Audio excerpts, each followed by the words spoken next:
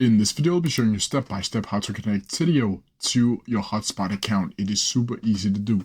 So the first thing you need to do is open up Tidio like you usually would. Then from here, you'll also need to have registered a Hubspot account. From here, it should look something like this.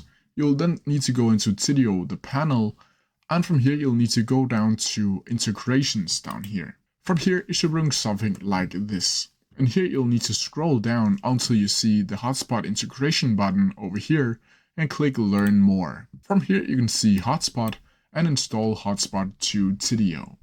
Once you've clicked on that, this page should be popping up where you can see the installation progress over here. As you can see, the first one is to click the button below to add new authentication.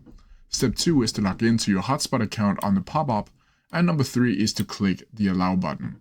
So when you click on New Authentication, it should be looking something like this. From here, you'll see your authentication name, and here you'll need to add the developer API key. From here, you'll need to click Create, and then a new pop-up window with Hubspot will pop up. Here you can connect your Hubspot account by clicking here, and then you'll be able to log in with your Hubspot account, either with Google, Microsoft, Apple, or down here by your email address.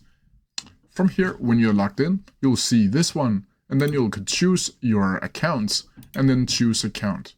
From here, it should look something like this, and when you scroll down, you'll need to click Allow right here. It will automatically be in your specific language, so keep that in mind. As you can see here, the authentication has been created, and then you'll need to click Next. From here, you can see all of this information with default property mapping, and just click Next from here.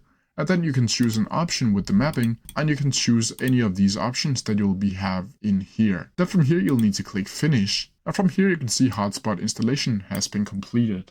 And that's how you do it. If you have any questions about it, please leave them down in the comment section below, and I'll try my best to answer them as quickly as possible. See ya!